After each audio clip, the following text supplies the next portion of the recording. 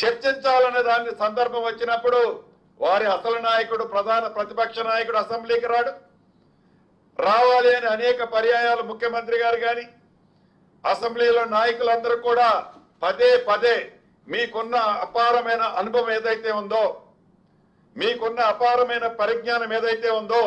పదే పదే నా జ్ఞానాన్ని తెలంగాణ ప్రజలకి అంకితం చేశానని చెప్పిన మహానుభావుడు అసెంబ్లీకి రాడు. వారు తయారు చేసిన ఇద్దరు బావమరుదులు కూడా హక్ చేసిన ఆంబోటెడ్లలాగా అసెంబ్లీ లోపల అసెంబ్లీ బయట రంకెలేయటం తప్ప, ఒంటి నిండా విషమ నింపుకొని కక్కటం తప్ప నిజాలని నిర్భయంగా ఒప్పుకోవటం కానీ, చేసిన తప్పుని తప్పు అయిందని కాదు, తప్పు కాకపోతే ఇది మాది రైట్ అని కానీ ఏ రోజు చెప్పటానికి వారికి సాహసం లేకనే అసెంబ్లీకి రాకపోవటం, వచ్చిన అసెంబ్లీ అయిందాక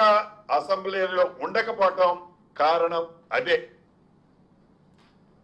ఈనాడు దిగువ రాష్ట్రానికి సంబంధించిన నీటి వినియోగానికి సంబంధించిన అంశాలు కానీ, తెలంగాణ రాష్ట్రానికి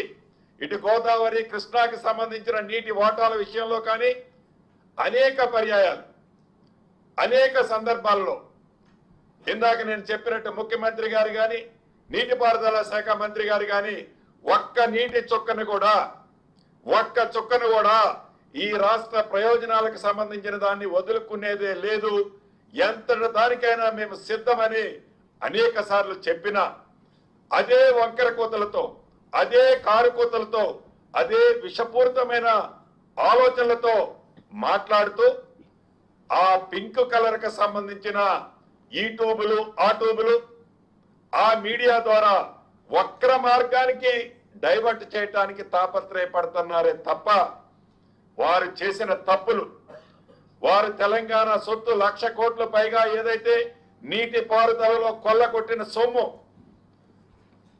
ఎక్కడ బయటకు వస్తుందో అని వక్ర మార్గానికి పంపించడానికి తాపత్రయపడుతున్న తీరు తెలంగాణ ప్రజలు గ్రహించారు కాబట్టి గడిచిన ప్రతి ఎన్నికల్లో వారికి ఆ ఫలితాలు ఇచ్చారు. అయినా ఇంకా నిస్సిగ్గుగా ఎక్కడ ఏ ఇన్సిడెంట్ జరిగితే మనం చూస్తుంటాం, శవాల మీద చిల్లరేరుకునే ఆలోచనతో కేవలం విషము చిమ్మాలనే దురుద్దేశంతో తప్ప ఒక మంచి ఆలోచన, ఒక మంచి పద్ధతి ప్రభుత్వానికి సూచించాలని కానీ సలహా ఇవ్వాలని కానీ వారి మనసుకి కానీ వారి ఆలోచనకి కానీ రాకపోవటం దురదృష్టకరం. ఏది ఏమైనా ప్రత్యక్షంగా మనం చూస్తున్నాం, ఈ గడిచిన 2 సంవత్సరాల నుంచి ఈ నీటిపారుదలకు సంబంధించిన అంశాల్లో పంపులు మోటార్లు కొని ఎక్కడైతే మేజర్ కమిషన్లు వస్తాయో మేజర్ కమిషన్లకు సంబంధించిన వర్కులు చేసి వదిలేసిపోతే ఈ ప్రభుత్వం బేషజాలకు పోకుండా ఆ ప్రభుత్వం కట్టిందని ఏ ప్రాజెక్టుని క్యాన్సిల్ చేయకుండా వారు కట్టిన ప్రాజెక్టులు కూలిపోతే వారు కట్టిన ప్రాజెక్టులన్నీ చెల్లాచెదరం అయిపోతుంటే ఆ ప్రాజెక్టులన్నింటినీ చక్కదిద్ది దానికి కావలసిన అంశాలను కూడా ఈ ప్రభుత్వం ఈనాడు రైట్ ట్రాక్ లో పెట్టే అంశాన్ని కూడా చిత్తశుద్ధితో పరిశీలిస్తూ 8,18,000 కోట్లు ధనిక తెలంగాణ రాష్ట్రాన్ని అప్పుల పాలు చేసిన సంక్షేమ కార్యక్రమాలు ఏ పేదవాడికి తగ్గకుండా ఇస్తూ అభివృద్ధి కార్యక్రమాల్లో కూడా ఈ ప్రభుత్వం చిత్తశుద్ధితో నిజాయితీతో పేదవాడికి ఇచ్చే సంక్షేమ కార్యక్రమాలతో పాటు రాష్ట్ర అభివృద్ధిని కూడా ఎక్కడా కుంటిపడకుండా ముందుకు పోతున్నది కాబట్టి ప్రతి ఎన్నికల్లో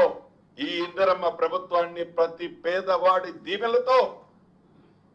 దీవిస్తుంది కాబట్టి ఈ రకమైన ఫలితాలు వస్తున్నాయి. ఇది జీర్ణించుకోలేక చెరొక పక్క బావమరుదులు చెరొక పక్క విషాన్ని కమ్ముతూ నిత్యము విషాన్ని కమ్ముతూ పెయిడ్ ఆర్టిస్టులతో యూట్యూబ్ ఆర్ట్యూబుల్ని వాడుకుంటూ పింక్ కలర్ ని మీదేసుకొని తిరుగుతూ విషపూరితమైన వారి ఆలోచనల్ని రాష్ట్ర ప్రజలు గ్రహించారు. కానీ వారికి వారి నాయకుడికి గ్రహించకపోవటం దురదృష్టకరం, బాధాకరం. ఇప్పటికైనా రేపు అసెంబ్లీ 16వ తారీఖు నుంచి స్టార్ట్ అవుతుంది. మళ్ళీ చెప్తున్నాం ఈ వేదిక మీద నుంచి, గతంలో చెప్పాం,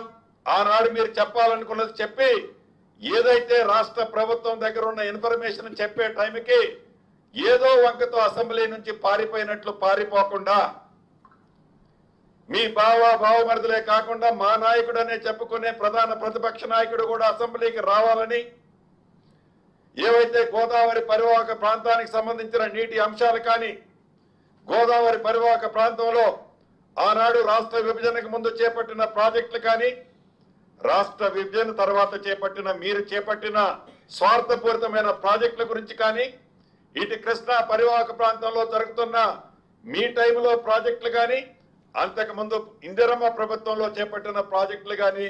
పూర్తి చర్చ పెట్టడానికి ఈ ప్రభుత్వం సిద్ధంగా ఉంది. తప్పకుండా రేపు జరగబోయే అసెంబ్లీకి ప్రధాన ప్రతిపక్ష నాయకుడితో పాటు సమావేశాలు పూర్తిగా అయిందాక రంకెలతో కాకుండా, స్వార్థపూరితమైన ఆలోచనలతో కాకుండా నిజము ఎక్కడ బయటపడుద్దో అని నిజాన్ని జీర్ణించుకోలేక ఒంటి నిండా విషము నింపుకొని మీరు ప్రవర్తించొద్దని కూడా ఈ వేదిక ద్వారా ప్రధాన ప్రతిపక్షంగా ఊహించుకుంటున్న నాయకులకి మరొకసారి తెలుపుతూ, మీ స్వార్థపూరితమైన నిర్ణయాల వల్ల ఈ రాష్ట్ర ప్రభుత్వం 15 సంవత్సరాలు వెనక్కిపోయింది. అయినా కూడా ఈ ప్రజా ప్రభుత్వం ఈ గడిచిన 2 సంవత్సరాలతో పాటు రాబోయే 3 సంవత్సరాలలో మీరు వెనక్కి నెట్టిన 15 సంవత్సరాలని మరొక 10 సంవత్సరాలు ముందుకు తీసుకొచ్చే బాధ్యత ఈ ప్రభుత్వం గౌరవ ముఖ్యమంత్రి రేవంత్ రెడ్డి గారి నాయకత్వంలో తప్పకుండా ముందుకు తీసుకుపోతుందని, మీకున్న మంచి ఆలోచనలుంటే తప్పకుండా మీ సూచనలో సలహాలు ఇస్తే